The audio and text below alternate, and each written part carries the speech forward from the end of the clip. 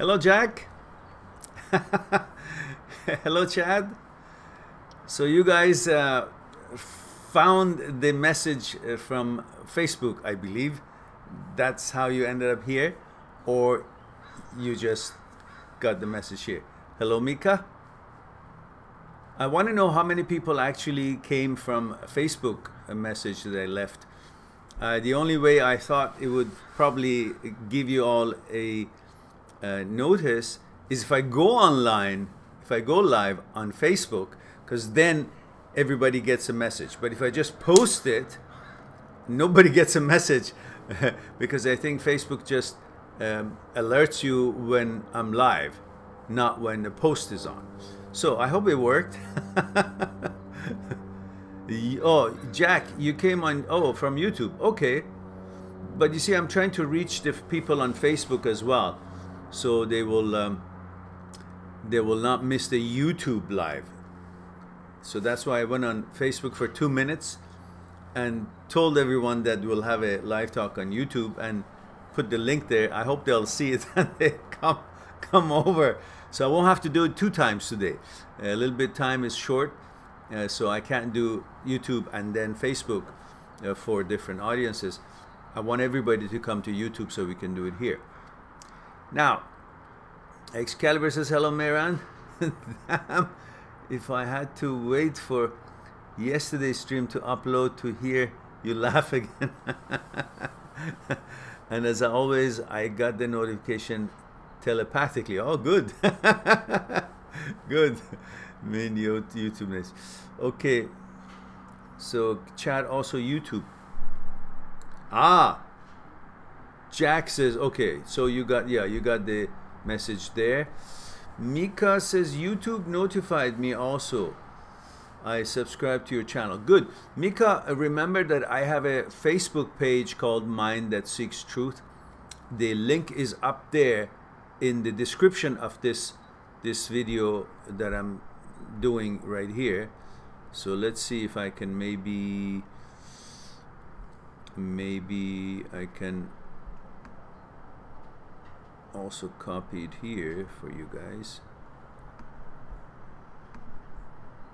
There we go. So I want you guys to know that this is, the ones who don't know, this is the Facebook page that we have, and we have lots of posts, and sometimes the videos are posted there, or we have events that we can notify you from the Facebook. Chad says, I really hope your channel goes exponentially. Your videos have truly helped my life.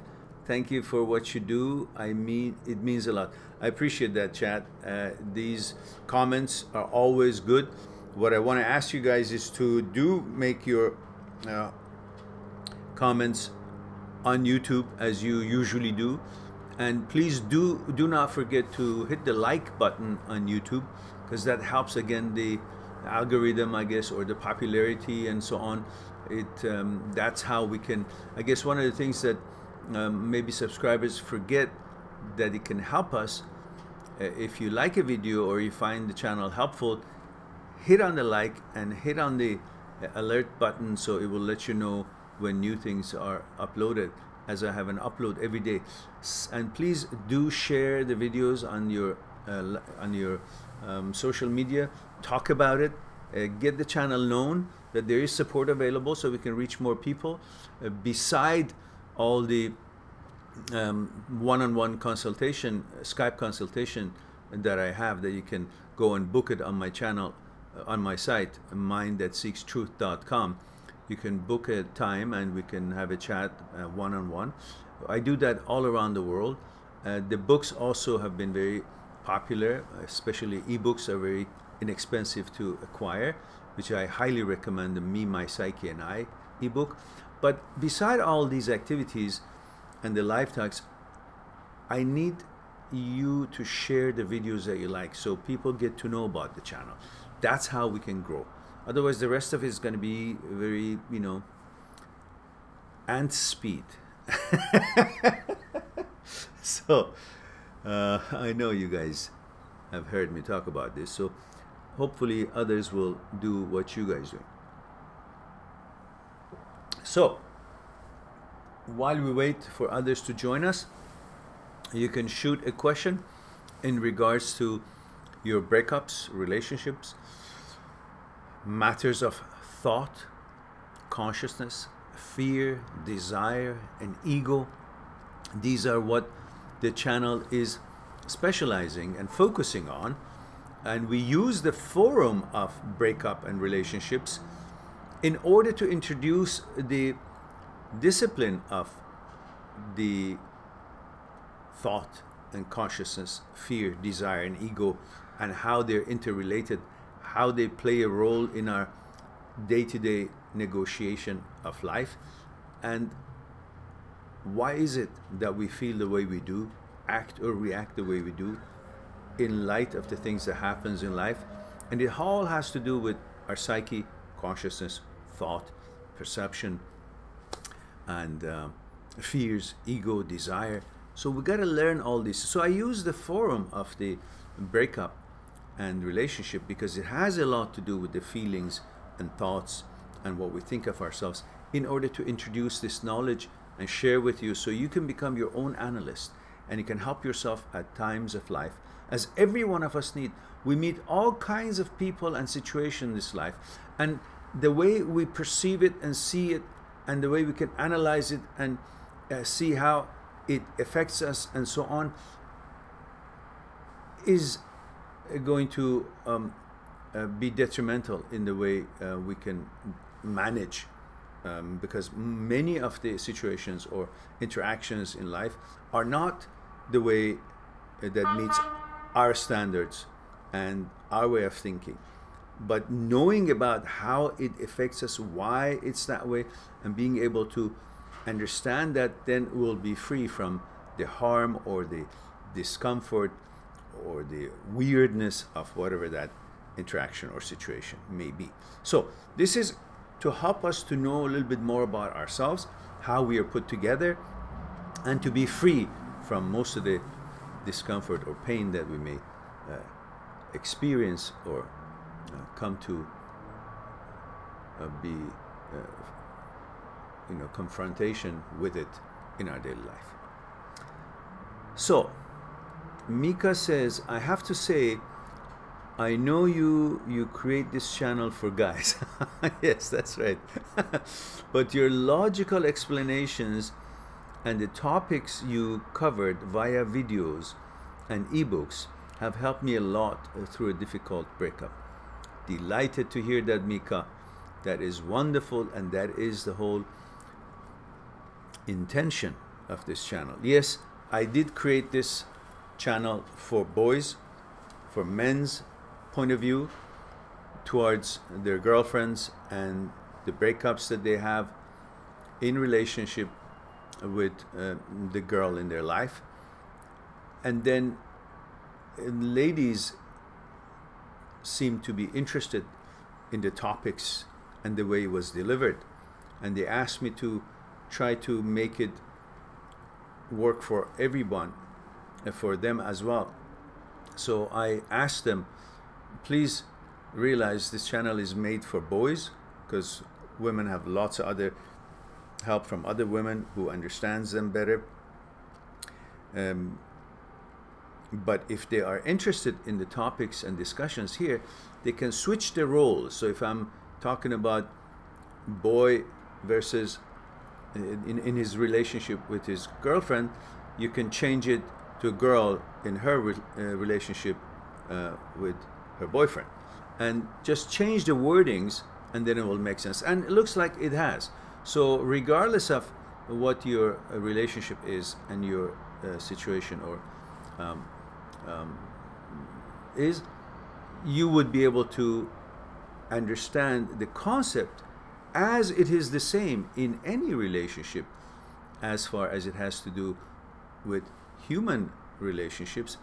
It has to do with your consciousness, thoughts, fear, desire, and ego. Whether it's a girl liking a guy liking a girl, or whatever your inclination is, it is all about how the psyche works. To understand the psyche, then you can help yourself and manage the situation that you are in. And that will also be a way to learn about yourself when you're interacting or negotiating life in many other aspects of your life, not just the relationship, the things, the whole idea of what this life and the way we interact with it and how we see and perceive, observe, and how we understand, how we act, react, feel, all of that has to do with understanding your psyche. And that's the intention of this channel. I'm delighted that, Mika, you have been enjoying what we've been trying to. I went offline. What happened? Somehow I'm offline. Now I'm back online. Somehow we got disconnected. I don't know what happened there. So let's see. The line is green, but still hanging on to catch up with the connection. Let's see what's going on here. Well, here it seems like we have an okay connection. Well, anyhow, I think you guys hear me. Can you hear me okay? Because I don't see myself on the screen, but the light is green. So just give me a notice that if you guys hear me still, at least I can continue talking. Somebody.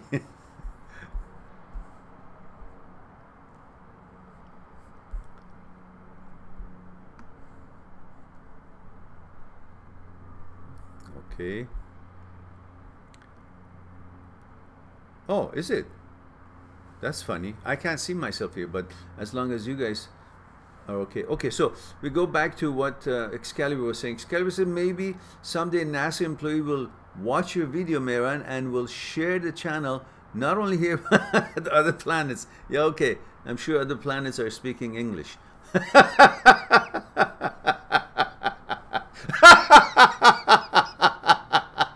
Yeah, their civilization is hanging on the balance to see what we do, what we say. We are that far ahead. If we were that much ahead, we wouldn't be having a chaotic world full of full of atrocities and human right violations in this world. Now, David says, hello from Texas, age 22. YouTube notified me as well. Thank you, David. So kind of you to remember our protocol of saying, you know, where you're tuning in from, how old you are, and if you're a male or female, which it's obvious, it's David. So Chad says, how long should one wait before dating again? Well, you know, that's a good question, which I have a full video on that. You guys, pretty soon, all I would be having my live talk would be just giving you the title of the video in response to your questions, because now we have about 750 videos and counting, which includes almost all kinds of situations and circumstances in a breakup, relationship, matters of thought, consciousness, fear, desire, and ego included in these 750. But so now here, Chad says, how long should we wait before we date again? There is a video called How Long I Should Wait, and there's a playlist, actually. I think it has to do when should I date again, or when should I start a new relationship, something to that effect. And that will give you a better answer, a longer lasting or longer, more complete answer. And he says, it's almost like I feel guilty after this breakup when dating other women.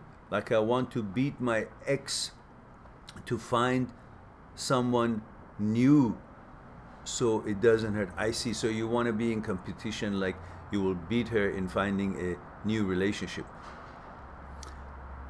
Well, yeah, but you know, that wouldn't help. Even if you find a rebound relationship, rebound intimacy, rebound whatever, or find few of different relationships, each lasting a week or two or a month, you still need to understand that nothing has come off of you. Nothing has been diminished from you. And once you understand that, just because you broke up or your girlfriend left you or you left her or whatever it was, it doesn't mean that anything is wrong, that you have to rush to replace. It just means that you two had an experience.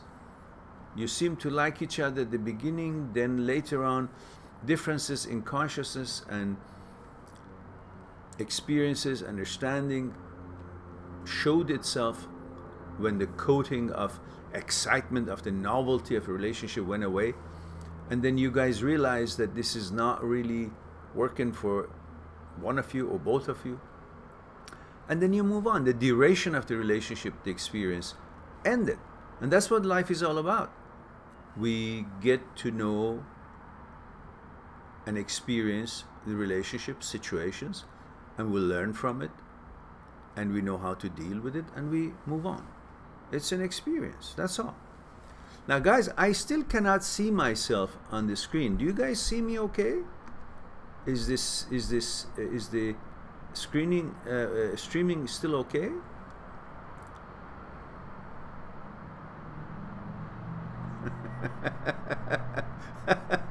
Excalibur says your laugh is museum worthy. Okay, fine.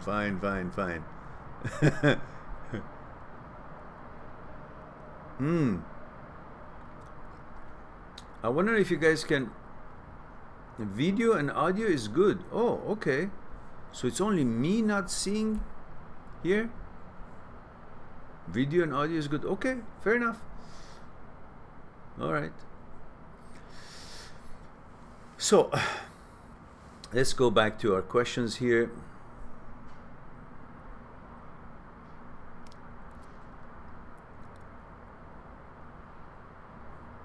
Yeah, so no worries about what you have to beat your ex in finding a new relationship or not. It makes no difference. Who cares? You gotta find a quality relationship, not just a relationship. You know, what you feel you're missing is not the girlfriend, is the order that you had when you were in a relationship with your girlfriend.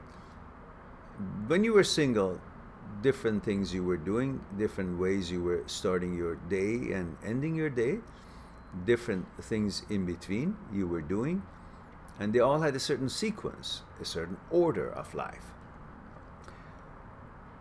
And your mechanical process was also different. The things that you would do and felt you need to do to feel psychologically secure or feel safe or content. When you got involved with your girlfriend, you went into a relationship, then the order of things changed. At the beginning, it was very tasteful because it was all new, and you were willing to sacrifice any habit that you had, any order in life that you had, just to be with her and comply with her wishes or her schedule, or just to be able to spend time with her. And she was trying to do the same for you. But then a little later on, you guys, things were not a novelty anymore, and you guys started falling back into paying attention to your own way of doing things as well. And then eventually you created a new way of doing things versus the way how things were before you were in a relationship. And both of you began to enjoy this new order, new way of doing things, and created this a complementary, or the new order, as to speak, so to speak. So, and the new mechanical process, new things, different things were bringing you that psychological security, and part of it was each one of you. And when you broke up, again, the order that you had created new in a relationship fell apart. It seemed like you're missing that. That's what you're missing. Otherwise, your order now is exactly as it was, pretty much as it was, like the order you had before you found your girlfriend or you went into a relationship. So all it is just a switch from one way of norm of life, order of life, to a different one. And that's what the discomfort is all about. Otherwise, about how long I have to wait till I go date again, it's really not an issue, because it's about when you will find your order and you will be comfortable with the new order of your single life, and then you will find things are balanced again. That would be the time you would feel comfortable to look and choose and select according to what your expectations and your standards are, rather than just wanting to replace what you think you're missing, the girlfriend, and feel that everything will be okay. What you're missing is not the girlfriend, is the order of things, how it was when you were together. And realize now the order of how things are is like when you were not together, before you guys got together. That's how it is. A single order again. Then you will get used to that. That's when the time for you to find a new relationship. For the life of me, I don't know why I cannot see myself here. What the hell happened here? So, regardless, let's move on. So we have here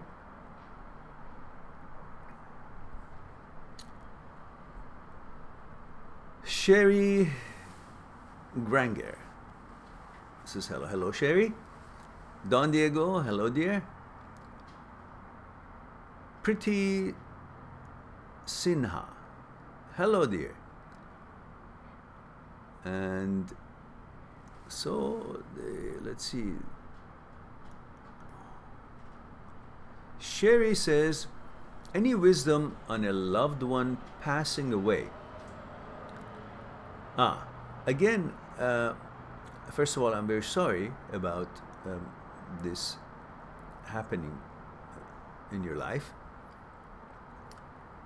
I have had the opportunity to produce a video called when there was death in the family, or something of that sort. I don't exactly remember what it was, but if you go on the channel and search for something called death in the family, let's see if I can find it for you and just put the link up for you. And so I believe I can, because it's hard to remember the name of the videos that I've done, but I know I've done that video for you, which I think it was a longer video. I originally did that for a subscriber, someone in States who had lost his mother, and I felt I want to address that for him, so that's what I did. Let's see, here it is. Death in the family. Let's see.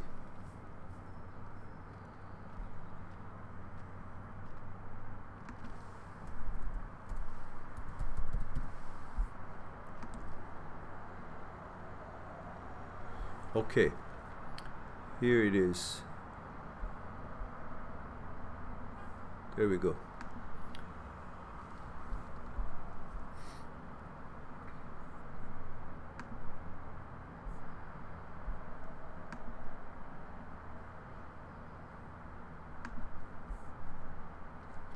Just one moment, guys. I'm going to put it up for you right here.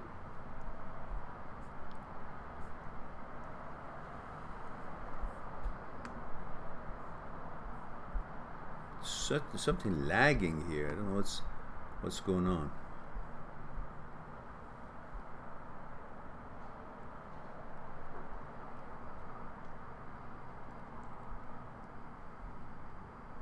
All right, so we have that one, which is, I'm going to put it up here for you.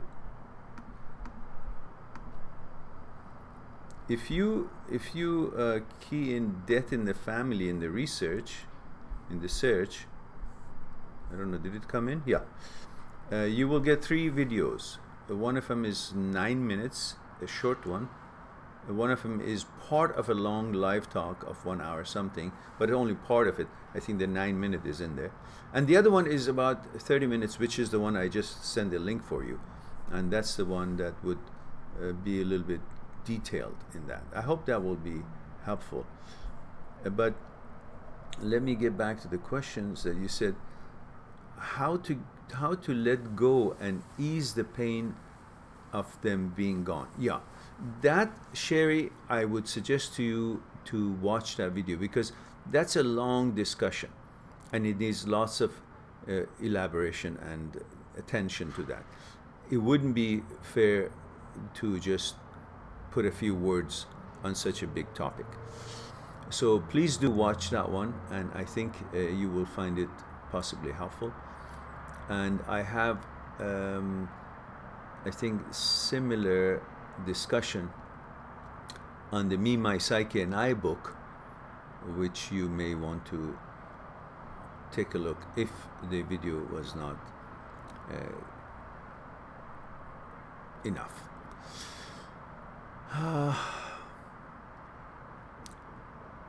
Prince, hello Prince, good to see you here.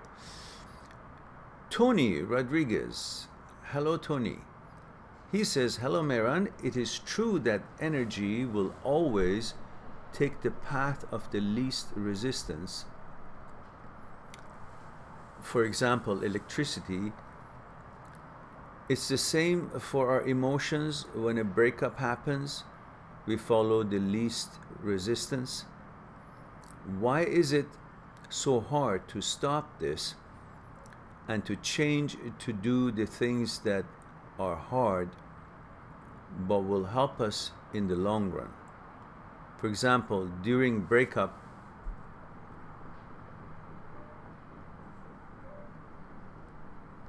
okay, let me read that again because I got lost. Hello Mehran, is this true that the energy will always take the path of least resistance? For example, electricity. It's the same for the emotions. When the breakup happens, we follow the least resistance. Why is it so hard to stop this and to change to do the things that are hard but will help us in the long run? For example, during a breakup. Because sometimes the tough things that is good for you are not pleasurable. And you run mostly on the pain and pleasure concept. And many of the things that are bad for us but is pleasurable, many people have propensity toward that, and they choose that just because it makes them feel good. They don't realize that just because something makes them feel good, it doesn't mean it's good for them. And the other side of it is correct. Just because something doesn't feel good doing it, like enduring the breakup or getting onto soccer field while you feel terrible because of the breakup, or going for a jog, or attending to studying, you know, you're doing your job and being focused on it while you're going through this emotional hardship. While it doesn't feel good doing those things, but obviously they will give you a far better results, and they're good for you and for your lifestyle, but not at the moment. Not at that given time, because at the given time there's a turbulence in your emotions, and your emotions have made it foggy and disturbing in your view of what you're actually doing. As hard as it is, it's pleasurable. You don't see the pleasure of it because you're not focused on the result of it. You're focused on the momentary feeling of what you get from doing it. Most things that are not good for you, you get the result of the pleasure of it, if it's pleasurable, right away. But many things that has a good result for you, but it's hard to do, and it's good for you, but you don't see the result right away. And because you don't see the result right away, you won't feel the emotion that you would get from that good result. So you feel there's no pleasure in it. And you're not encouraged to complete it because you don't see the pleasure. That's the problem. So, and this thing is killing me as it's constantly moving without really showing what's going on here. There we go.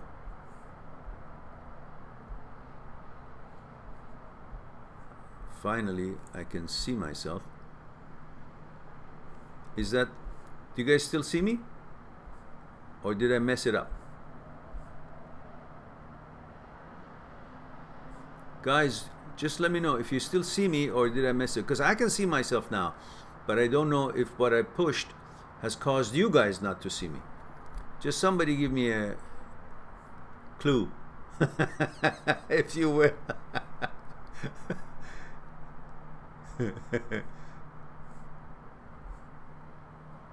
Ah, okay, good. Okay, good. So I fixed it. I don't know what the heck was wrong with it. So where was I? I was talking to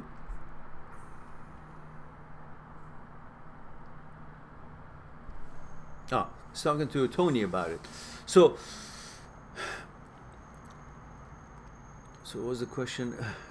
Do the things that are hard, but okay, yeah. So, and in breakup situation,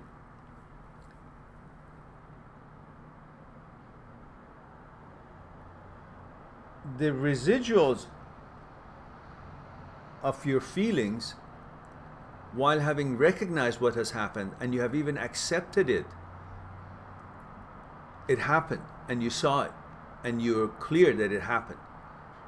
But the reason that you're not settled and calm and balanced is pretty much the same, because it's about emotions, and emotions are not cut and go, stop and go. It takes a while. It's like a sound. When you make a sound, it starts here, but it takes a while until you stop hearing it. It has a duration. It's like you throw a rock into a pond. You see the rock, it's coming, it's about to hit, it hits, you accept it, it went down, you don't see the rock anymore. But the ripples that is created on the pond, it will be noticeable for a good while. That's similar to the emotion and how long it takes, how it behaves when things like this happen with your emotions.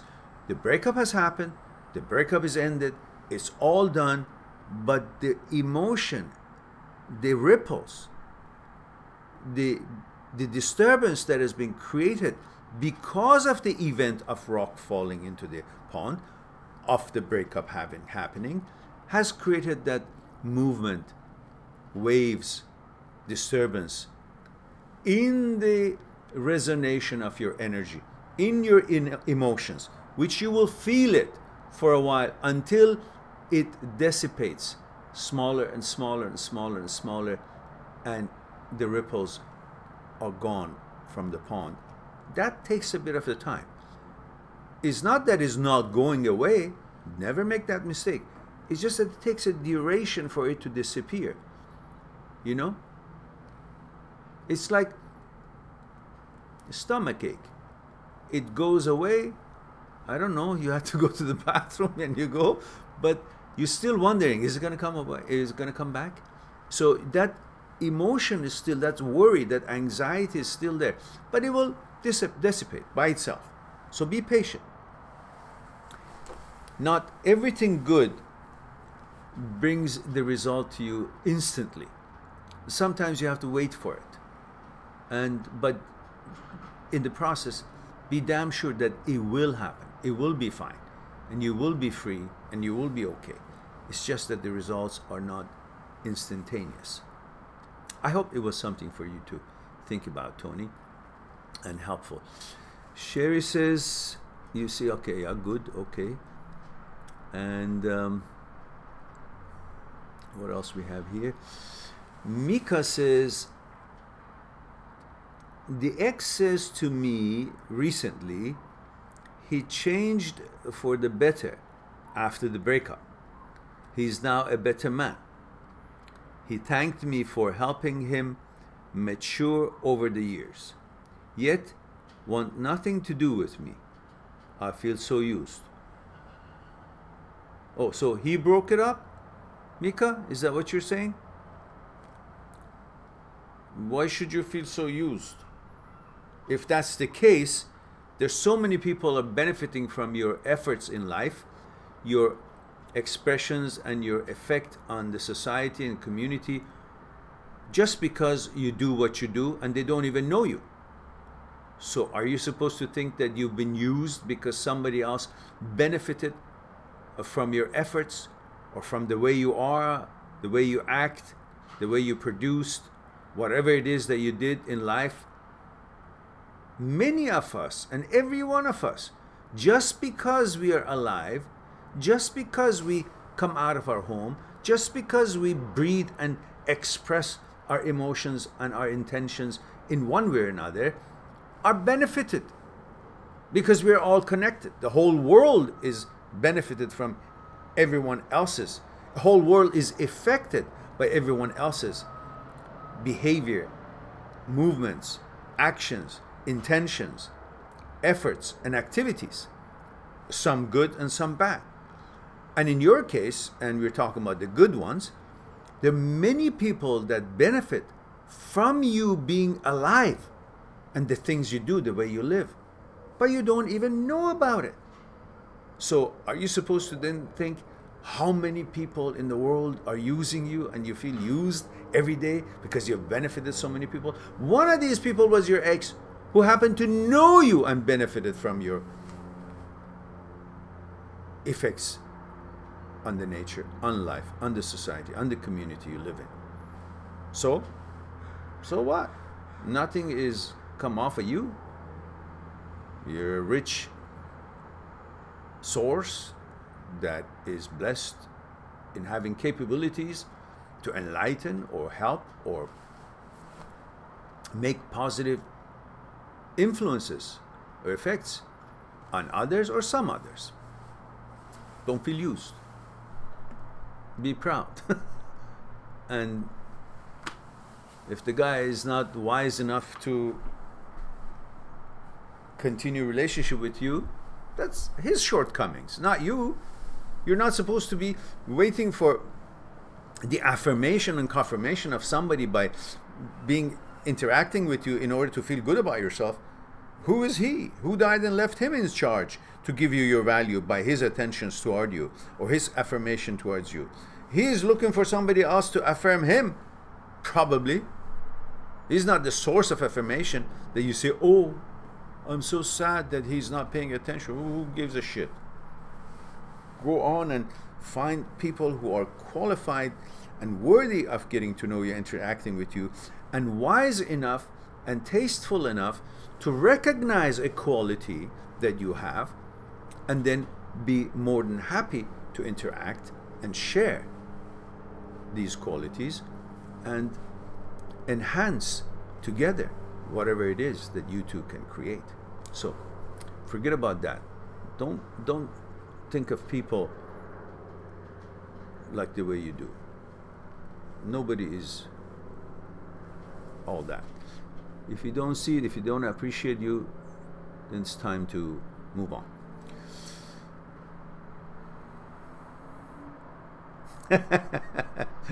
Robert says, we see you, sorry you're flying blind. Yeah, that's right. No longer. I'm okay now. I found the runway to land. Jean says, yes, the streaming is good. Okay, good. David, all right, thank you. Now, Robbie Elvin. Robbie Elvin. Robbie is a new name. I don't think you've ever been into our live talks. If you have, I forgot. Robbie. All right. Anyhow, Robbie says, hi, I broke up with my ex 3 years ago, and I still think of her. I have never felt the way I did for her with anyone else. It's usually the case. You never feel the same with anybody else, and you never feel the same with that anybody else versus anybody else. So it's always unique. Which is why I guess I miss her so much. No, it's not why you miss her so much. Everybody that you may have a relationship with will feel special and not like any other feeling that you had. Like, and in some cases love is a frequency. And every time that love is a different frequency, but it's still called love. It's the same word for it. but every time is different. So this is the same, but it doesn't mean that the next one will not be as good as this one, or better than this one, or a different frequency that will resonate in you in a different way and make you feel even more elated and interested, and so on and so forth. Don't shrink the whole experience of life and world into one relationship that was palatable to you and think that there's nothing else like this. Before you were in this relationship, did you think a relationship could be this good, or you would like a woman this much? You didn't. You thought you will love it. You will love to have a girlfriend and experience all that, but you didn't think that it was the way you say it was. And the same thing it is for the next one. You don't know how it's going to be, so don't make a judgment just because you had this food and you think no other food would be as delicious as this one while you haven't had the other foods. How can you compare what you haven't experienced with what you have experienced? You know, given, you know, decent circumstances and similarities in the field of the experience. You know, it's like saying I kick this soccer ball so far and so good, and I don't think there would be any other ball that I can kick it that good. Well, maybe another brand would be even more, you know, aerodynamic, and it would move into the air, and it will take the, you know, your action of kicking the ball better, and it will be more precise because of its balance. How do you know? You haven't experienced the new production of the soccer ball, and you're saying, no, that one was the best. Maybe, maybe not. But just don't make a judgment when you haven't seen what's in store for you in the future, what you will encounter. You know, like you're saying, you're going in front of a beautiful beach and say there is no other beautiful beach in the world. Well, have you seen other beaches? It is good to be content, no doubt about that. But making a comparison in such situations as a breakup and say there's no other woman that I will fall in love with as much as I love this one, that's silly. Because in reality, it's not the way you feel right now. You say this because that's the only experience you had. Compare with the other experiences you had before this one. Yes, that's correct, maybe. But not compared to the other woman that you haven't met and that you could meet and then eventually find, wow, she's far more fitting and suitable to your consciousness, to your mentality, to your taste. But you just hadn't had the chance yet. So don't cut life so short and sum it up in one experience or one woman. It's just not logical.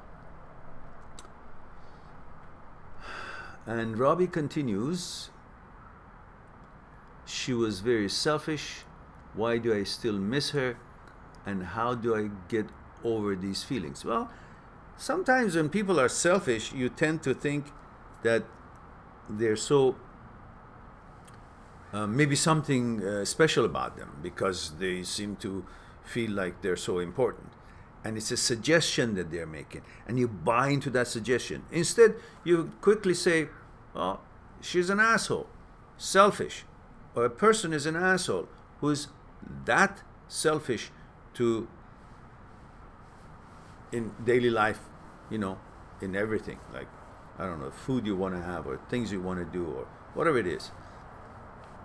That's not a good trait. Being selfish is not a good trait.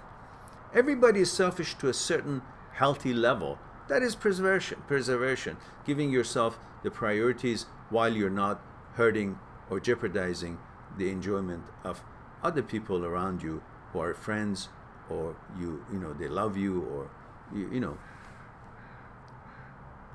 they're good people. But beyond that, selfishness is not a good trait. When a woman is selfish, you tend to think she's all that because she's presenting herself as I'm more than you. So you have to also pay attention to me. Don't buy into that. That is a person who's not confident enough and is scared and is not really valuable in herself. Therefore, she's putting a front by being selfish, making it look like as if she's of certain quality to force you into believing that. Don't buy into that. Say, listen, I want to have a relationship with a human being who is balanced. Not just thinking about she's all that because that makes her feel good, because there's nothing else that she can make herself feel good by being compassionate, unselfish, cooperating, in harmony, compatible, and in teamwork and all that so forth. So selfishness is a weakness. It's not a strength. So focus on that and you will be fine with it. Instead, if you focus on that whole posture and the beauty that she puts out, and then she tries to get away with the selfishness because of her beauty and you being interested in intimacy and sex with her, and you can't even evaluate her properly because you're too focused on the sexuality of the whole thing, on her beauty. And that is what confuses you. You focus on her bad points, the points that are not the right point for a good human being, then you will see the real picture. You will be able to see the spirit of her, a picture of a spirit of her. Then you will have a better chance to deal with it. The problem is that most often you don't have a picture to put behind the energy that a person has. Everybody can see a beautiful woman, all doed up and pretty and smiling and gorgeous and all that. These pictures come to your mind. You remember her as a picture, and a pleasant picture, aesthetically beautiful, physically appealing. But you don't have a picture, which is how you remember things, for the emotion and the spiritual behavior and value of her. If you could have a pictorial, if you could have a picture of her behavior, manners, intentions, and the spiritual values of her, then you would have a memory of, when you would think of her, you would also see a picture of her behavior, of her intention, of her intentions, of her energy, of her selfishness, of her aura. And that picture, which you don't have it, that's why you don't see it, it doesn't come to mind, only the beauty of her comes, because that has a picture. If you give a picture to the things that is inside her, her behavior, then you will have a picture of a Dementor in Harry Potter movies. And then you will say, holy shit, I don't care how beautiful that is, if that's what's making that beautiful thing tick, I don't want to have anything to do with it. That's when you're free. So bring a picture of the mentality and inside energy of people, then you will really begin to see them, rather than the smile or the words or the whatever it is, they're wearing, or, however it is they're making facial expressions or whatever. That's something you could think about, Robbie. Aso, hello Aso. Aso says, hi Mehran, I missed you so much. Why the late live? It's not late. This is early today. I haven't even started my appointments, and I thought I got up early to do this before I go out. And this is only, what is the time here? This is only probably 10:50 in the morning, not even 11 o'clock yet. So your time should be 12 o'clock. And sometimes, I think you are in, where are you? In UK or India? Not sure. Aso says, and I love your jacket again. Oh, thank you. Thank you for the compliment. Appreciate it. Jerry Giovanni. Come stai, Jerry? I guess that must be Italian last name, yeah? Hello, Mehran. I like T2 and chess. Oh, you like chess? There is a knight for you here. Watch out for my knight move. Rook takes knight, yeah? And eventually, checkmate. Chess is a beautiful game. It's every time is new movements. There's so many different facets, angles. It's just like life, so many possibilities. And no one can really think, have tried all the possibilities in a game of chess. The same in life. You can't say you've tried everything in life and suddenly have a dogmatic idea about this is how a relationship will be or will not be, or that was the best, nothing like it will be, and so on and so forth.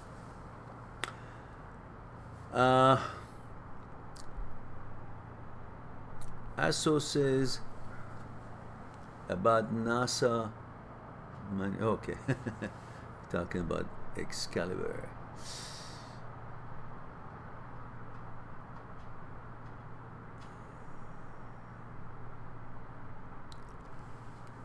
Aso says, Mehran, when is the right situation to get back to an ex? I don't know, because I don't know the situation. It's a hypothetical question. It depends. There's no set situation. It depends if you left him or he left you. And if you left your boyfriend and I guess in your case you're saying that your boyfriend left you, so you would have to see if he's coming back with new changes in him, or expectations that you have is being met, or your communication, understanding of each other's expectations of the relationship is going to be similar, not like what it was. Are you guys on the same page? Are you guys heading the same direction? Is your intention of being in a relationship is the same as each other? Or one of you wants to get married, the other one wants to have fun? Or what is it?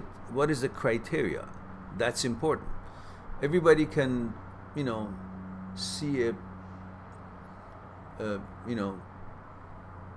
pretty girl and say, okay, it's good to have a relationship with her. Or a girl can see a guy that she thinks he's nice and she wants to have a relationship with the guy. But there are many other things that is important to understand why that relationship does work or doesn't. Are they both having same intention in that relationship? Are they both heading toward the same direction? Are they both moving in the same direction with the same speed? Are they both focusing on understanding each other's consciousness? Or they're just busy having fun and see how much fun they can get from the other side coming to them? What activities? And their relationship is limited to fun and activities and things to do. Movie, having dinner, traveling, ha-ha-has, drinking, dancing, disco. These are activities that can be done anywhere with anybody else.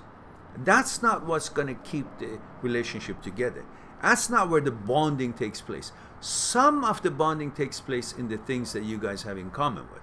Same athletic activities, same things you like to eat, or similar things, or at least you tolerate each other's, what you like to eat, or the sports you like to play, or same activities, same type of movies. These are all good, but these are not where the bonding to. All of these, no matter how compatible you are in these sort of things, the relationship, millions and millions will break up. So how come? You guys had so many things in common. So because all these things, activities and things that you do, are not the reason where the bonding takes place. The bonding takes place in your mind, in your consciousness level. If you understand each other, if you understand how the psyche is been put together, why the other person is behaving that way, and the other person also wants to be aware of why he or she is behaving the way they are doing. What is it that their psyche is perceiving things or acting or reacting the way it does and makes them to be feeling the way they do? All of these is where the bonding can or cannot, would or would not take place, because of the consciousness, because of who you are, because of the totality of you, the center of you, not because of, oh, we both like the same movie. Okay, so what? We both like pizza. All right. We both like to drink like crazy and then fall apart. Okay. These are physical activities. These are interest in things. But it's not about understanding each other to be coordinated and moving life together as the two wheels of the car, moving the same direction and helping each other to pull things, the weight of life, negotiate life, to plow through together, moving forward. These are where the consciousness comes to the picture. The relationship becomes really deep when you try to focus on how it can be deep rather than just how it can be fun. And then when it's fun stops, they think there's something wrong with the other guy or the other girl. Or they just say, okay, I got to go and find another girlfriend. Or she says, I got to go find another boyfriend. Because the activities are no longer novel. Because the activities don't bring the bonding. It just brings a certain kind of a habit, ritual, or an order, a mechanical process, a way to spend time. But the activities in a relationship should not become an excuse to keep the relationship together. The activities should enhance the bonding, not to be the main ingredient for the bonding. It doesn't hold. So focus on getting to know each other, being unselfish, cooperative, helpful, understanding each other's consciousness, talking to each other, and seeing the world as it really is, seeing life as it really is, seeing each other as how you want to help each other and grow, putting away the selfish. There's so many things that you can do to make a relationship work, but you can't rely it to work only because you're attractive to each other. That will last for a while. There's so many attractive couples in the world, but they don't stick together. After a while, they get married and they divorce. How come? They were attractive. Because the physical attraction, as novel as it may seem and exciting as it may seem at the beginning of a relationship, it doesn't last, because that's not where the bonding takes place. It takes place in the mind over time. So, and in order to create that time, you need to refine yourself as a higher human being in values, respect, kindness, unselfishness, helpfulness. All that brings about that time that is necessary for the consciousnesses to get to know each other, and the bonding takes place, and the relationship then moves on and lasts because of this. The physical attraction creates that environment and opportunity to get to know each other. Not that because you're attracted because of each other's physical attributes, then that's getting to know each other. That's not getting to know each other. All right, let's move on.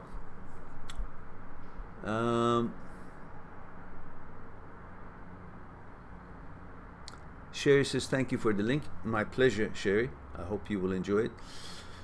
Prince says, ooh, what happened? Prince, I lost Prince. Gee, this thing jumps.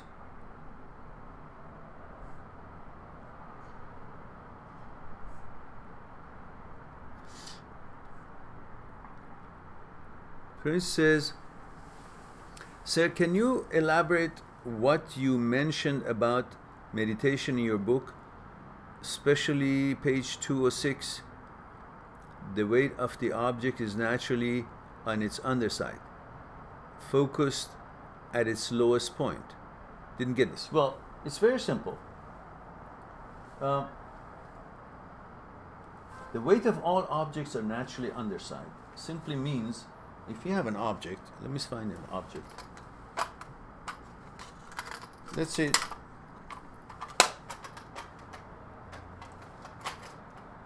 this thing. I don't know if you can see this. If you have a pen, even that works. Anything. If you have an object, the way it is in this planet, the weight of all objects are focused on the lowest point. The weight is here. That's why if you let it go, it'll go down. Well, some people call it gravity. That's the way it is on this earth. It's not focused here. This is the upper point. This is the lower point. So weight of all objects on this planet is focused, concentrated at their lowest point. Weight of everything is focused underside, not upper side. So I let it go, whoop, it goes down. Now, that's the way it is on this planet. That's the law of this planet. Apple falls down. Its weight is focused on its lowest point, underside. That's why if you let it go, it doesn't hover in the air. It falls down. So that's the idea of it. And the rest of it is explained in the book that you're reading. When it translates to our body, when you understand where mind and body, which mind is not the physical part, the body being the physical part of our entity, when the mind and body are both focused on the same point, then we have the total manifestation of our total powers. Then mind and body is coordinated. Because our life as we know it is made out of two parts, mind and the body. And each have their own rule. Now, the body is also an object, like the one that I just showed you. So its weight is naturally on its underside. In other words, if I'm standing, the weight of my body is below my feet, under my feet. If I'm sitting down, let's talk about sitting down. Let's forget the feet for a second. If I'm sitting down, kneeling down on my knees, sitting down, and my body is like, imagine a person who's sitting for meditation, how a monk sits down. Just imagine that, just for the sake of our delivery. So that is an object, that body. So its weight is not focused here. Its weight is focused at a point very close to my center of gravity, which is about 10 centimeter, 10, 15 centimeter below the navel. That's where pretty much, it's a hypothetical point, it's pretty much where the weight of the body is focused. Weight is underside. Weight is concentrated. Weight of the body, the physical part of our entity, is focused at about 10, 20 centimeters below the navel. A hypothetical point there. That's where its weight is focused. The weight is underside. Again, the same as the object on this earth. Its weight is concentrated downwardly. But the mind itself is also part of our entity, right? Now, there is a mind and there's a body. How can we have these two be focused on the same point? Because when you look at the pictures of Buddha, or you look at the picture of people who are thinking, they're doing this. It's showing, signifying that it's thinking. So they do this, as if thinking is happening here. So this is the mind, let's say. So it looks like the focusing, the focal point of the mind, where the mind is focused, is supposed to be here. That's why the dot here, that's why the thinking, the picture is like this, putting hand here. Looks like this is where the mind is focused. So if this is where the mind is focused, as we understand it, or we've seen it, we've come to understand that's how the mind is focused, is here. And then we know, we just proved by this object, that the weight of the physical part of our entity is focused at 20 centimeters below navel. So this is two focusing points on the same person. It's very confusing. So how can we have one focusing point for both mind and body? Well, can we ask the mind, can we ask the body's point of focus, which is 10, 20 centimeters below the navel? As we spoke, we said weight of all objects are naturally underside, and body being an object, so its weight is naturally at its lowest point. And we're sitting down on the floor. So its lowest point is about 10-20 centimeters below the navel. So can we ask the body, hey, instead of you really having your weight focused 20 centimeters below the navel, can you please focus it up here where the mind is supposed to be focusing and thinking? Because we've seen people putting their fist and finger on here when they're thinking. So that must be it. Can you please, body, bring that focusing point and put it here so both mind and body can be focusing, having one focusing point? Well, it can't be.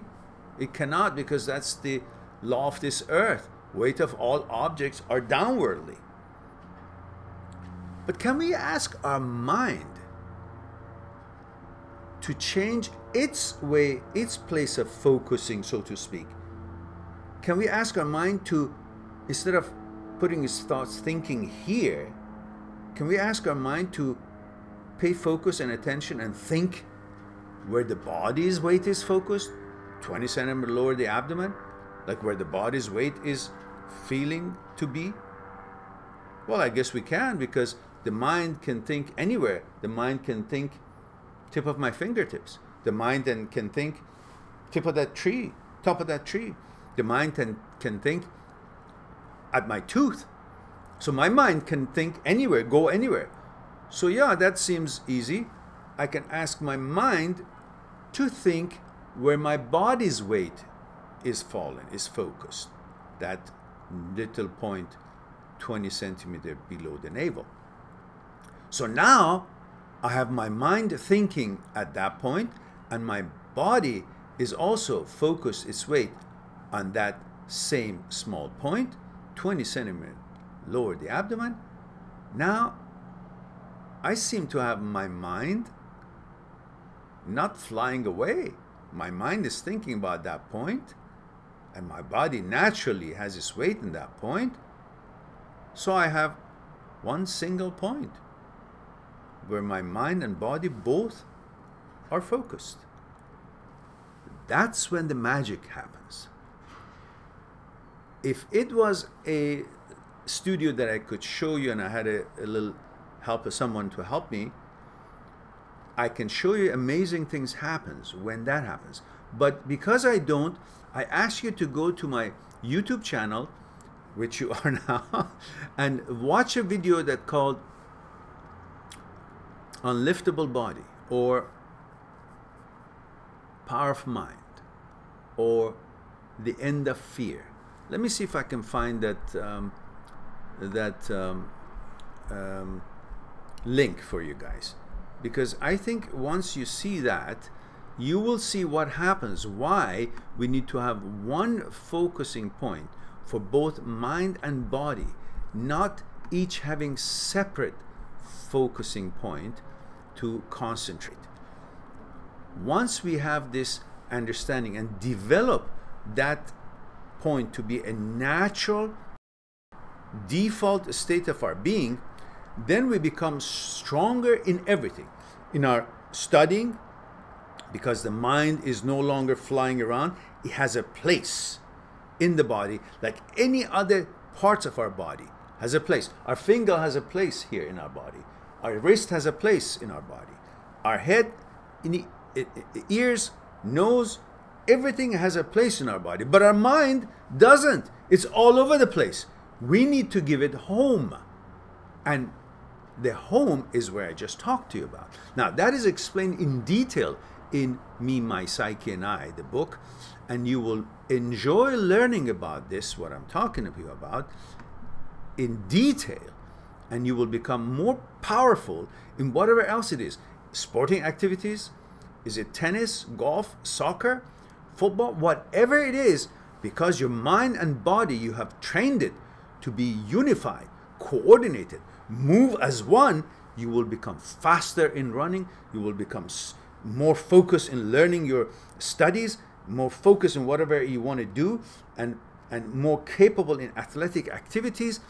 If you're doing a weightlifting, everything becomes that much more powerful, because now you manifest your total abilities.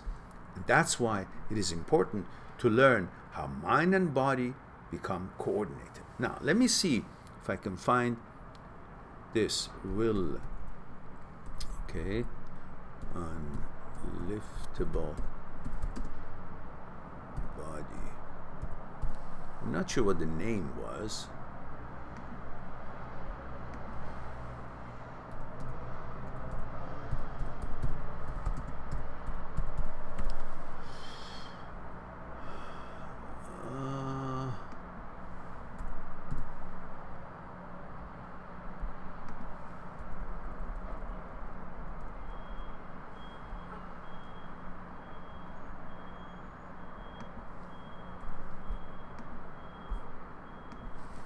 All right, I think, okay, there it is, there it is. Ah, I found it. There it is, there it is.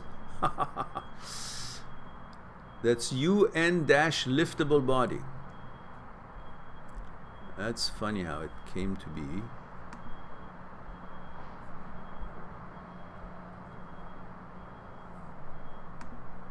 I'm gonna give you the all right, let me just get rid of this advertisement here. And now, okay, so here's the link. It's a short link of that long discussion that I just did. It just shows you what happens when you achieve that point that I just described to you as a coordinating point for mind and the body. Of course, it is an easier way for me to show you, but probably at a different time when I have a little setting that I can stand up and demonstrate for you, you will actually be quite surprised. All right. Now, Prince knows how to get me talking about subjects that is never ending. So I have to cut it off here and pay attention to the other questions, because that's a very favorite subject of mine, about the power of mind and meditation and mind and body coordination and the powers that usually is not visible, but I don't want to take the whole hour for that. So let's see.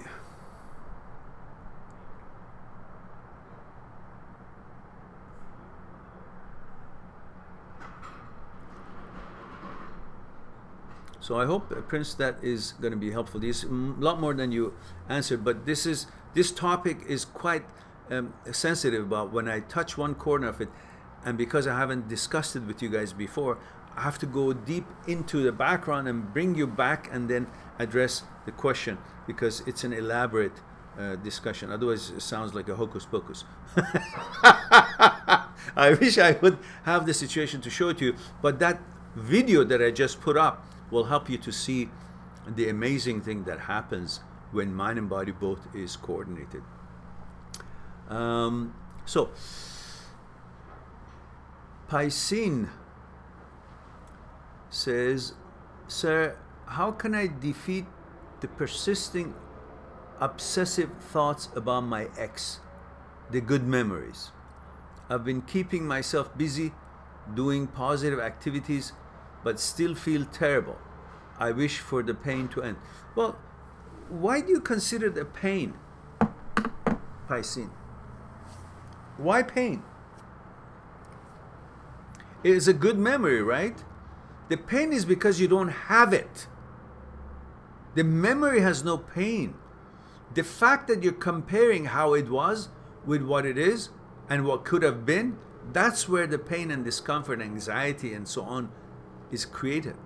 Because you say, oh, I like the way that food that I had was, and I'm now suffering because I don't have it. Otherwise, thinking about the food doesn't bring you pain. The fact that you don't have it is what creates that, what you say is pain. But why should it be pain? Why can't you understand that this was one experience of this journey of life? It wasn't the whole life. You haven't lost anything. You gained that memory, you gained that experience, you enjoyed that experience, and you learned something from it about how it is to be in a relationship and how things can be. But you're focusing on all the good memories, therefore you find it sad that you don't have it, and then you feel it's pain. Why don't you also focus on the bad memories, not just the good ones? Then you will see, hey, it's not really that painful, because with that good memory, if I wanted to have it, and I feel pain because I don't have it, but having those also would have brought me the other stuff that wasn't pleasant. So at least you create a little balance in there.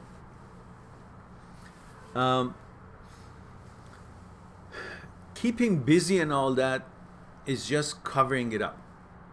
You have to analyze it for yourself. It was an experience, and it doesn't exist anymore. And there are going to be lots of other experiences that I'm going to like and love. Just like this past girlfriend, before she came into my life, I didn't have that experience. Everything was fine. I didn't have pain. But when I got to know her, it was nice and pleasant. But I didn't know that I will meet her. But when I met her, I liked it. I loved her. So, but before that, you didn't know it's going to happen. It's the same thing now. It's going to be something else going to happen. Another woman will appear into your life, and you're going to love her. And with that notion, and with that promise, with that understanding that this is bound to happen and will happen, just like the ex did happen, and before it happened, you didn't know it's going to happen, but it did. You got to know her. And you will also, at this moment, think, oh, nothing I can see to believe it's going to happen. But it was the same as before you met your girlfriend. It did happen, even though you couldn't see that it was going to happen. Same thing now. Understand that it will happen, and for that purpose, have no pain. So it was something you had, now you don't have. And you will have again something else. And it definitely will be better because you're more experienced now. So think about this. Not about, oh, I wish I had that. Just say, oh, okay, I had that. It was cool. And I know I will have another again. Bring this other sentence with the sentence that when you think, oh, I had that. Why I'm sorry, I don't have it. No, say, I had that. It was nice and it was cool. I enjoyed it. Nah, too bad it's not there. But you know what? I will have another one. I know. So create this understanding that this is not the end of this story of your life as far as relationship is concerned. It is just one chapter, and a book has many chapters, and the rest of the chapters yet to be written. So tell yourself when you think that way, say, but I know I will have that. Yet I don't see it. I understand. But I didn't see the one that I had before it happened either. So I know that even though I don't see anything's coming up right now, I don't see it, I don't know about it, but I know that it will happen because that's how the world goes around. That's the way of the river. That's the way of life. And with that notion, you'll be fine because you create something that is real and it will happen. And with that notion, you will be relaxed and psychologically secure with the truth of the way things will be. Because it has always been that way. All right. That's the way of life. What else do we have here?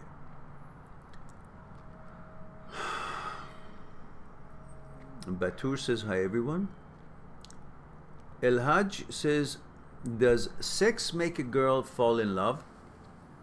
I'm from Minnesota, 23-year-old in college.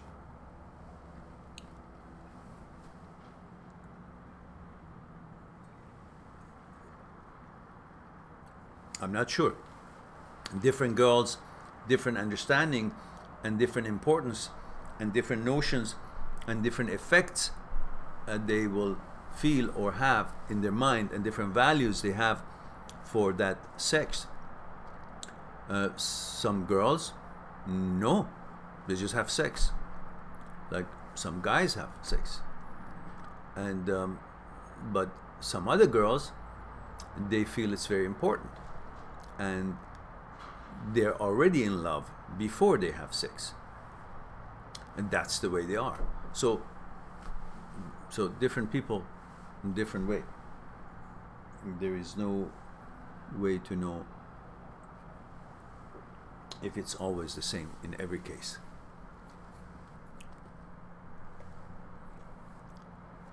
Now, Undertaker.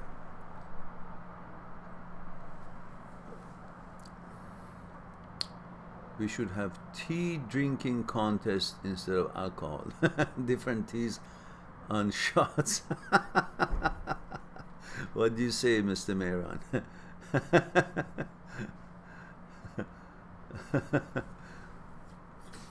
Aso says, and also would you say we are all liars and looking for what is serving us as humans, all following their needs, and that is, there is no evil without good and no good without evil, which makes us all fair and equal. Make your, and then what, Mika, you're one pretty girl? Oh, I see, you're talking to Mika now. I thought it's the rest of your question. Well, also, you know, in every relationship, there are many parts. One part is what you're going to be getting out of it. So that could be the selfish part. But who says that you're supposed to be just being in a relationship just for the other side? There has to be a you. There is a you. To you, the me, the you, is the most important thing in the world. So how is it be that you will actually feel this most important thing in the world that you're doing everything for, in this relationship, it would not be concerned about what it's good for it. It'll just be concerned about the other side. It's just ridiculous. Why should it be? Yeah, momentarily maybe you'll do many unselfish things, and that's good. But you can't totally think that you'll just be devoting your life only for the why. It has to be equal. It has to be balanced. So not to be selfish and not to be 100% selfless. Because then that means what? Who are you? Are you alive? Because there's a self, so you're aware of it, its needs, its preferences, its standards, its expectations, and all of that should come to play in a relationship. While it doesn't have to be overbearing on the other person's rights and enjoyment and benefits that he or she can receive, but it shouldn't have to be limiting you from being who you are and expecting what you expect. All the fairness and the love and attention and freedom in developing and growing yourself. Rolling says, hello Mehran, hello Rolling. Good to be on your live show again. Always great to catch you here. I'm glad that you're here, Rolling. Thank you for the compliment and delighted that you could make it. Responding my question from last live talk that you didn't have time to answer then. Okay. And if I remember what the question is, Rolling says, can you talk about if family class difference can create problems in long run? She grew in family of blue collar jobs and I grew up in white collar. Does this have an impact on subconscious mind? First of all, let's just put it all to bed. Why subconscious or consciousness? It's all one. Consciousness. It's all in there. I know they have different levels. They've put consciousness, subconsciousness. You're aware of this and you're doing it, and the other one you're not aware of it. You do it as an instinct. You do it as a reaction. You do it as because it's embedded. All that, then they make different categories. But it's all consciousness. So having said that,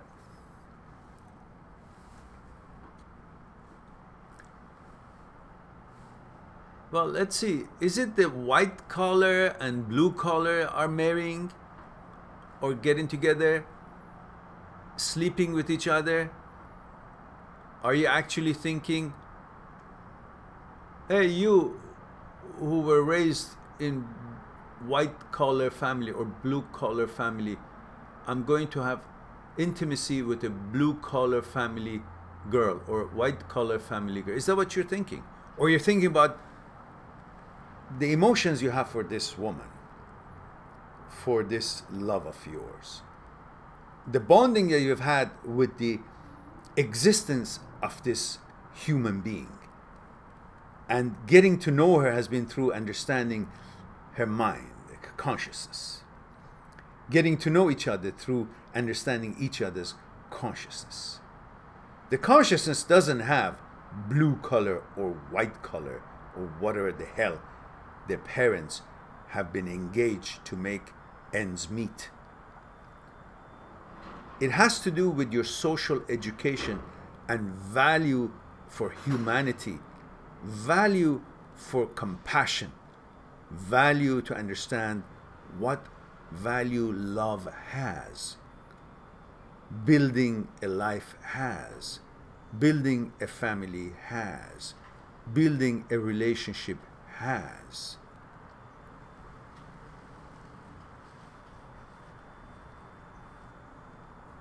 The background in the family may have some effect on the way you judge, see, observe, perceive, determine things based on the information stored in your memory because of the way it was done when you were being raised in that family, because of the way you have seen it done. But when it comes to actually building a life, it's all new. You have to understand how each one of you tick, regardless of which university did you graduate, what kind of job you have. Let's put it this way.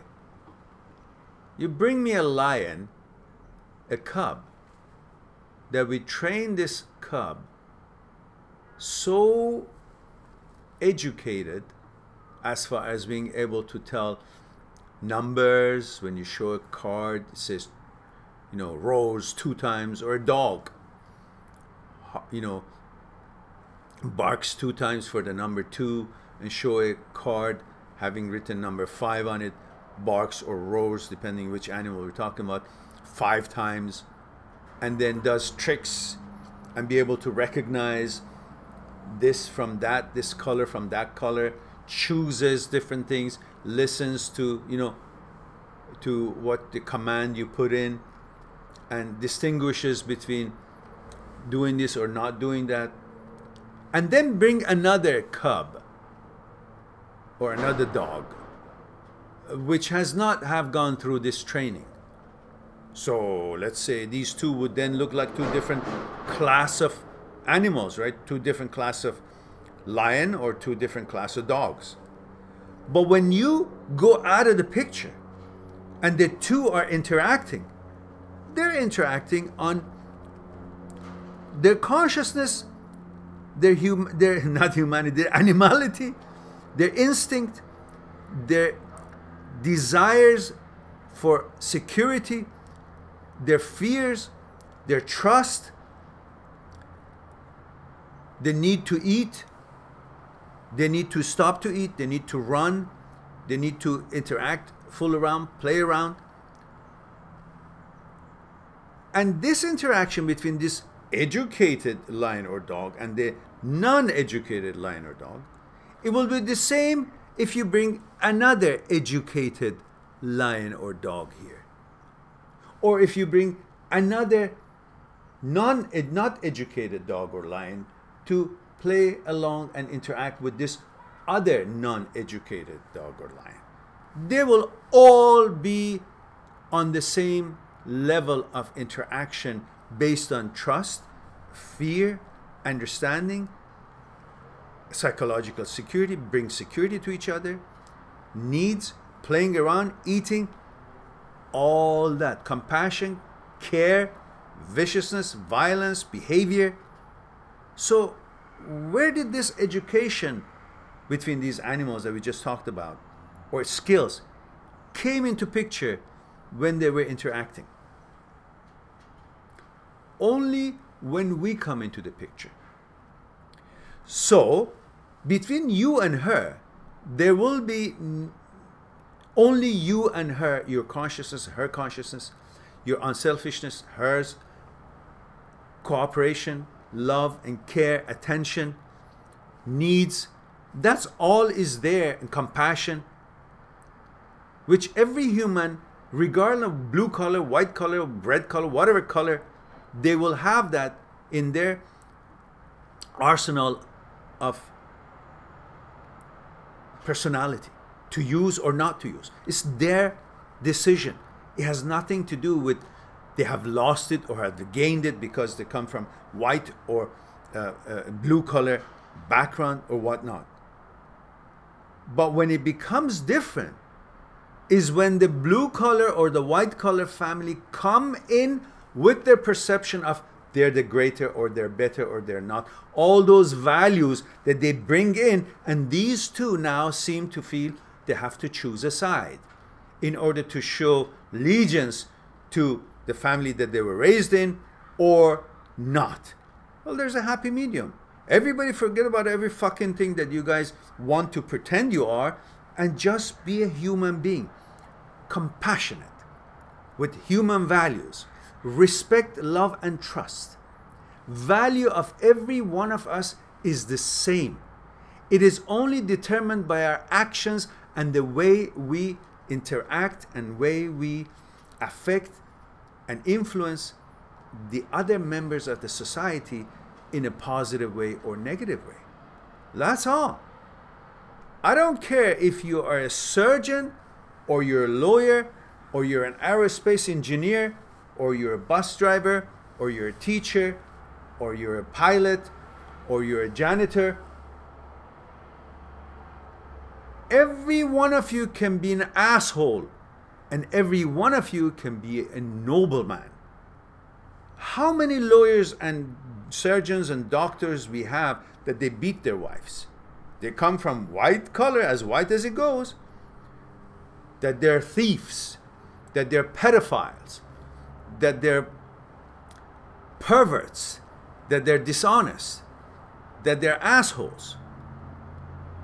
Just because somebody went to university or has a job in a bank or is a banker or is this or that or a lawyer or a doctor, that doesn't give them the value that a human being can have.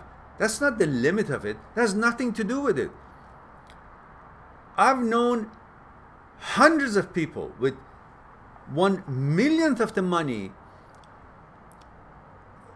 that a wealthy person has, but has 100 million times more humanity and class than the rich guy has, rich people have. And the other side of it is also correct. So, I'm trying to tell you that being a good human being has nothing to do with if you're white color or blue color background. As we just discussed it, how many white collar families, so to speak, how many lawyers and surgeons and doctors and politicians and whatever, as white color as it comes, are assholes, perverts, pedophiles, untrustable, thieves. So education and being white collar or blue collar has nothing to do with compassion and humanity and class. So many people I've seen, as I mentioned, with very little money, if anything, but have got far more class than any of these rich people around the world could ever have. Far more humanity, compassion, far trustable. And of course, many people who are well educated and wealthy, also compassionate, trustworthy, loving, caring, classy. It has nothing to do with the white colorness or blue colorness. It becomes hindrance when you try to,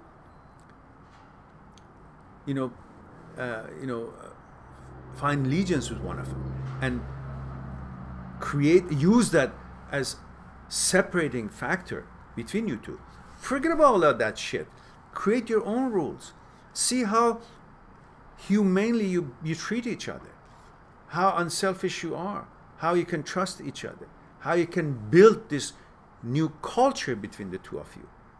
And be wise enough not to let the interference and influence of the posturing and the bullshit of the white collar family or the blue collar family, with whatever they're used to, they want to instill it in you and influence you with that to create this legion or this group, a pact, gang. Don't fall into that. Create your own and help them to all feel and create a balance in their relationship with each other and in connection with your relationship, you too, relationship with them. All right. Hope that would be something for you to ponder on.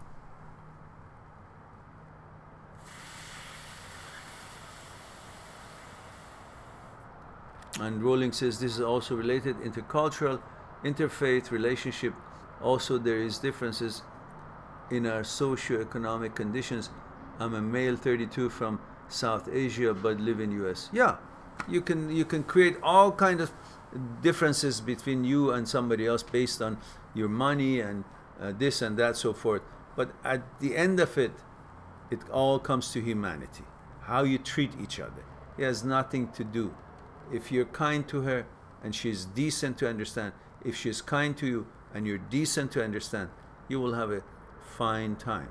But if you all want to perceive each other rather than see each other's actuality, perceive each other based on what a not so wealthy person should be or is because of what you have experienced that they are or they're not, or what a wealthy person should be or is based on what you have perceived and have seen it that they are or they're not, then you're not really interacting with each other. You're interacting with the perception of each other, which is not really you. So you really don't, if it fails, it didn't fail between you two because you never got to know each other. You were just interacting, having a relation with each other's image or perception of each other. And that's why it went wrong. Because you were so focused on these differences that you never got to know each other as a human being, as a person. You only thought she's a representation of this group and you're a representation of this group, and these two groups in your minds were representing you, each other, for each other. Where is the relationship here then? It never got into a relationship between you two. It was just a relationship between what you knew about how she should be, or what she knew about how you should be because you come from that end or she comes from that end. So you never got to know each other. You can't say this was because you came from different background. It came because you never got to know each other. I'm not saying that it doesn't have effects of it. It does. Because your consciousnesses are put together differently. Because of consciousness of people are put together differently anyhow, regardless if they're blue collar or white collar or both white collar or both blue collar, both shit color, I don't know what. Everybody's consciousness is different. So it's the same challenge no matter what, but does have something to do with the outset, the basics of it, which if you can get over that and create new foundation, then you'll be fine.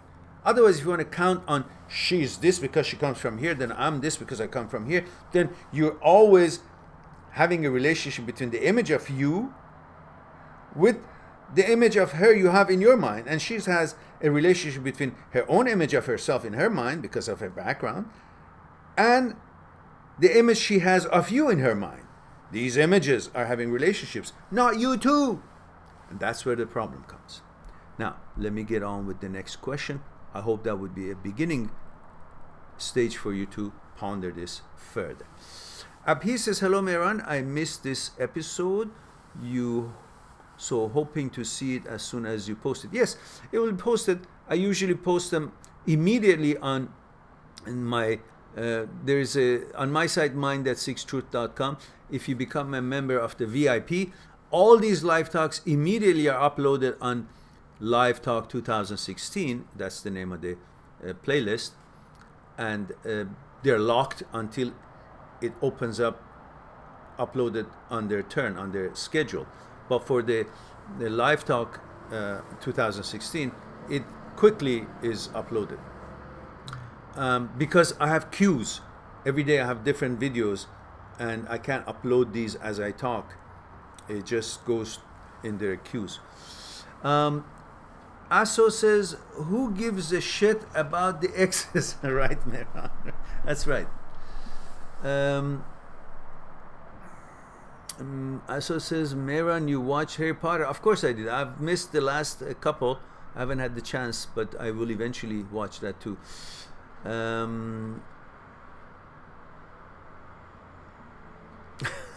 Okay, so that's good. Thank you. Abhi says, waiting for your laugh. It comes naturally when it's due.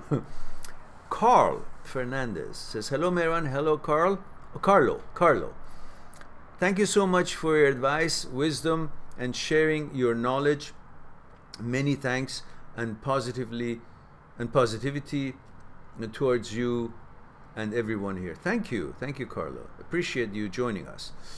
Dilip Ram lost interest in life after found about her boyfriend. She led me on. I did a lot of swearing on the phone call, then no motivation to work. She changed jobs me too. Why is she representation of life for you? Were you born? Was it because she moved a wand and you were born? What did she have to do with your birth? Your birth was decided by the universe, by nature. Yeah? It had nothing to do with her. So life was given to you by the destiny that the nature created for you. You will have life. So why is it that you feel it's so worthless that you're willing to sacrifice it or give it up or lose your motivation for enjoying it because of somebody who had nothing to do with your birth, with your life, with you being alive in this world? You being alive in this world was chosen by the universe, by nature. You beat 300 million other sperms where your mom and dad tried to create you. You are the winner and lucky to begin with because of universe. Nature chose you to be, and you are built that way to be worthy of being born. What does it have to do with her that suddenly she owns it, and because she doesn't pay attention to you or whatever, suddenly you lose the motivation for the life that you had all the motivation to beat 300 million sperms to be the one who actually gets to be born? You worked so hard and sacrificed and tried, persevered so hard to beat 300 million other possibilities of humans to be born, so you would be born. Now suddenly all that depends on her attention to you, that she's now giving it to somebody else, so that means your life suddenly become worthless.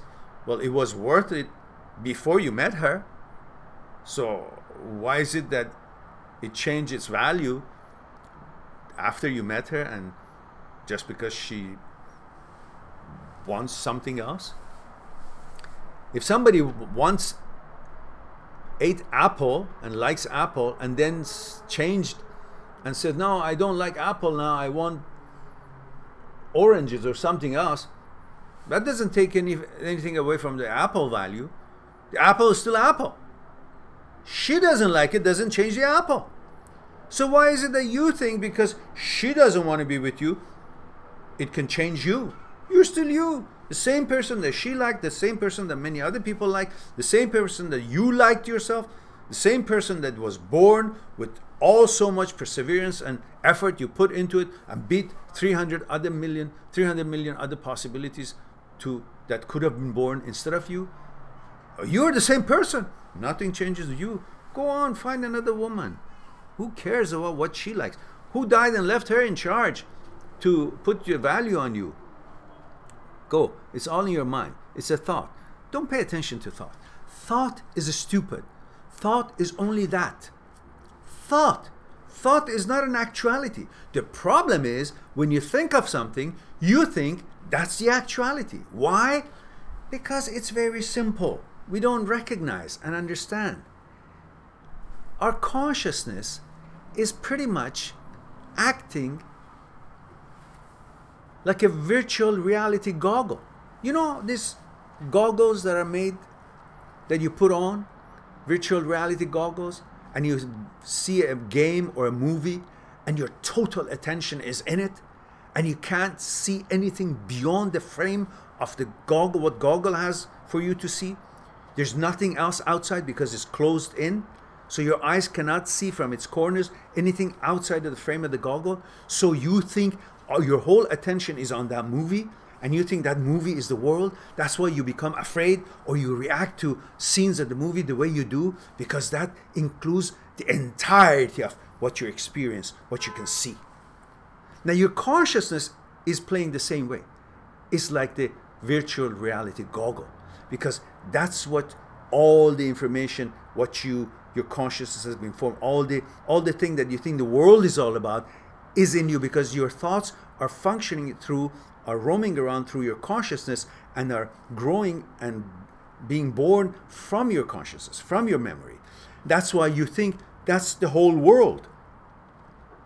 But once you simply be able to take the goggle off, meaning get your thoughts out of your consciousness, you will see there's a whole other world available. So don't believe your thoughts. Your thoughts are based on your memories and experiences and the content of your consciousness. And the content of the consciousness is limited. It's not the whole world.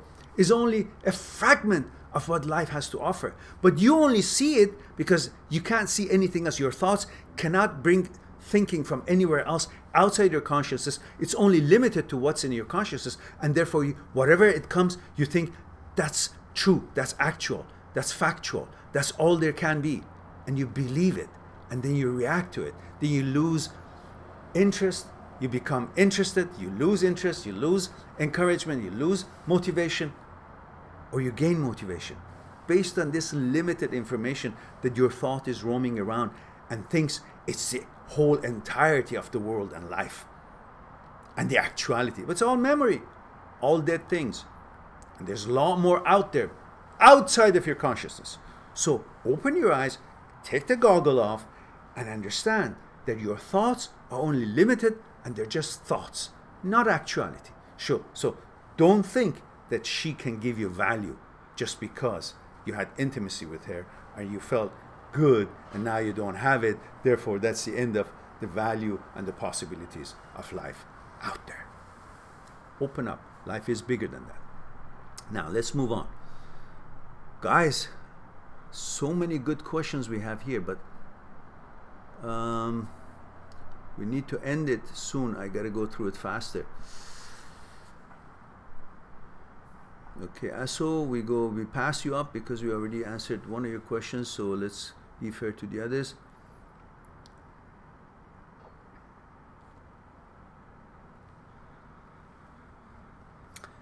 Roberto, I'm texting my ex. She texted me but doesn't respond fast.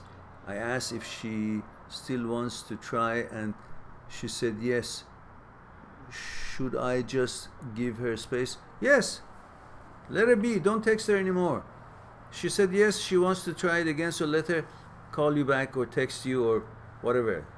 Don't run after each other. Just give each other space and then in a balanced way communicate. Lareep, should I meet the ex who I still have feelings for? The question is, does she have feeling for you too? It's a two-way street. I mean, I could have feeling for any pretty girl that walk around. Doesn't mean I should go and approach them. They should like me too. It's a two-way street. So if she wants to, then you meet her. If she doesn't want you, then you don't. You respect her wishes and respect yourself as well. Go and find other possibilities. Rolling.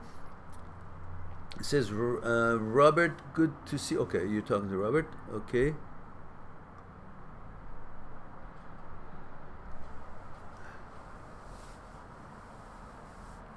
Okay, Prince says, sir, the video of you not being lifted by the bigger student.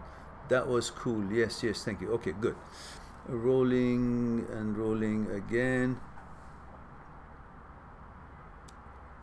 All right.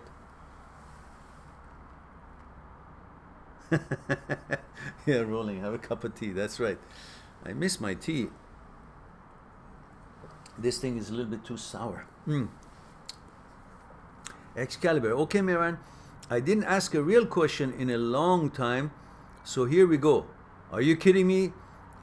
I'm beginning to end it. It's almost 2 hours. Sometimes I think about the things I love, like my girlfriend and my car, and think about what if the car breaks or the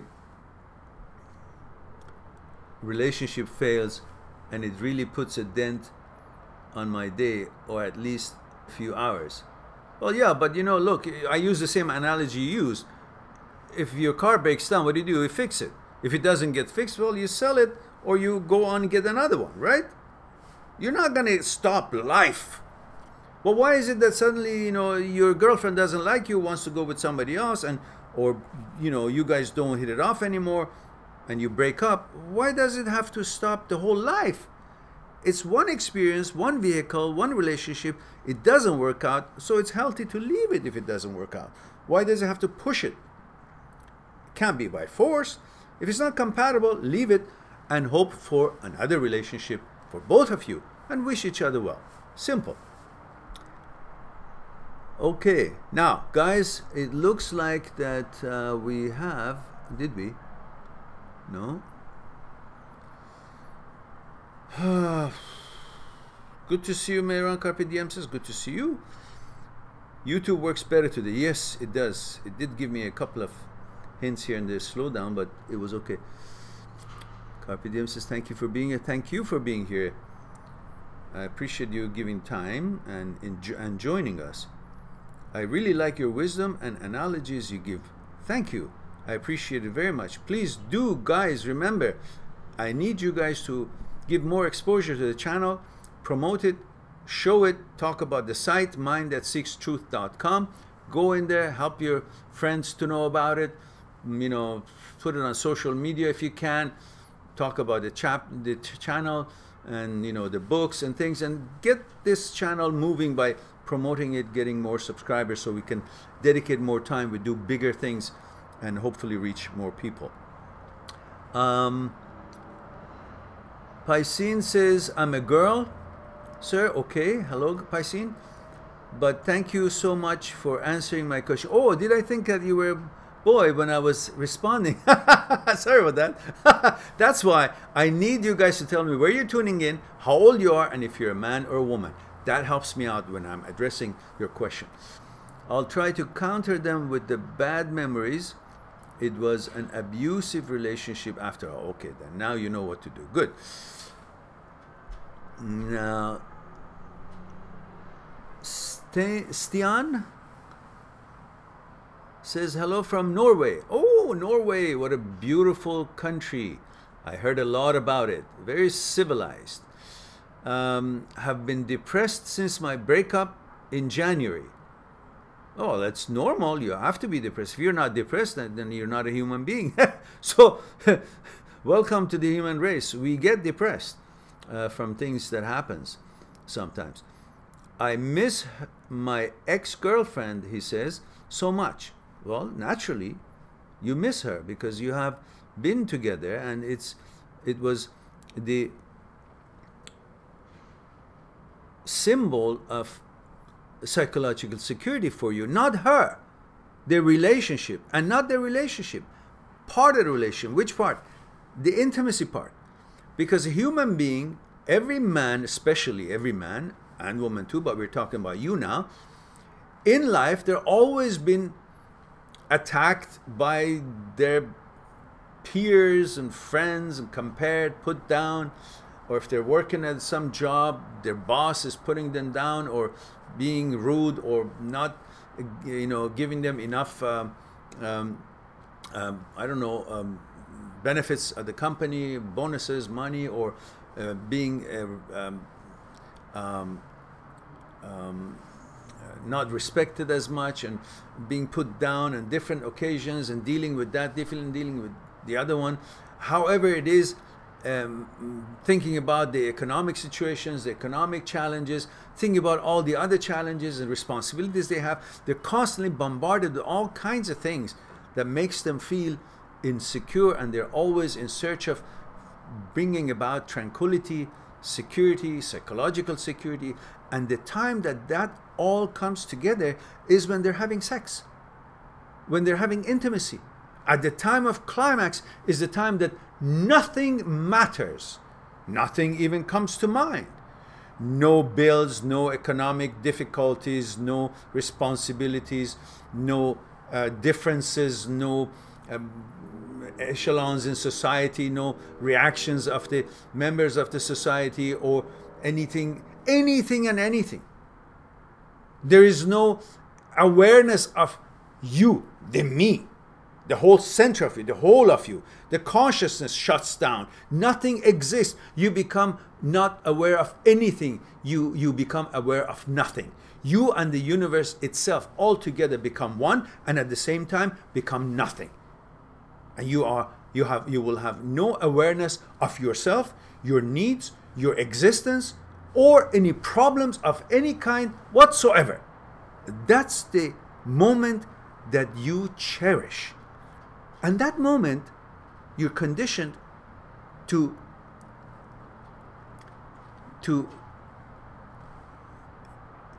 relate that to your girlfriend, to attribute that to your girlfriend. You see that because of your intimacy. But it was the intimacy, not the girlfriend. Because you can create the same moment of total relaxation, total freedom, total worthiness, and not needing anything with being intimate with another woman, another time. So what you're missing is that momentary psychological security. What you're missing is the order that you had, the way the things were when you were with your girlfriend. And that will take time for you to reverse that and get used to the new order of things, how things are being done by yourself, and eventually with another girlfriend later on, which will happen, that's for sure. Just because you don't see it doesn't mean it's not going to happen. It will happen because that's the way of life. Whether you want it or not, it will happen. And at the same time, you will get used to everything being new, everything being replenished in a different way. But that takes a bit of time. But what you're right now feeling depressed is because you think you've lost the ability to be in that freedom zone when you will not be aware of yourself or any responsibility or anything that you have to be dealing with or any disappointments in life when you're actually in that moment of feeling everything is perfect and balanced, which is the intimacy, which you now relate that to your girlfriend. But it's the ability that you have, that you can have that experience again because it's in you. You're capable to experience that with another girl. So don't be so depressed. Things will always change, and you will have that what you had before far better again because now you're more experienced. And he says, I miss my ex. I have been watching your videos, Mehran, for years. You are of great help. Well, I'm glad that you feel that way. Please don't forget, we need subscribers and promotion on the channel. So share the videos that you like on your social media. Go and check my site and acquire Me, My Psyche and I, the ebook, which is very inexpensive now. The book itself is expensive because it's paper. I have to ship it and all that. But the ebooks are purposely there to be affordable for anybody. It's just the price of a cup of coffee or two. And you can have that and enjoy it once in a while, read it, and become more aware of how your psyche is put together, why you feel the way you do, why you act and react the way you do, and help yourself to become more aware of the center of you, the whole of you, who you are, how you tick, and be able to manage yourself by understanding yourself better in these situations or any other situation in life. And promote the book, promote the site, promote the videos that you like. That will help us to reach more people around the world, and also I could dedicate more time and effort on doing what I'm hoping to do, as I am so passionate about it.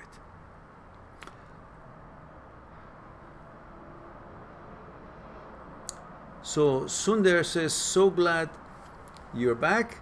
Hello, Sundar. And Excalibur, damn it, Mehran, you're really a genius. You answered it perfect. Okay, thank you. I don't know what I said, but I'm glad. And he says, I'll go to my local supermarket and sneak around to the speaker microphone and tell the world store, the whole store, to share the channel. There we go. Now we got something going. All right. Now, guys, I think I have answered all the questions here. And before any new question is here, it's now the longest chat that we had, live chat that we had, is 2 hours and 1 minute and 37 seconds and counting. I wish you all well. And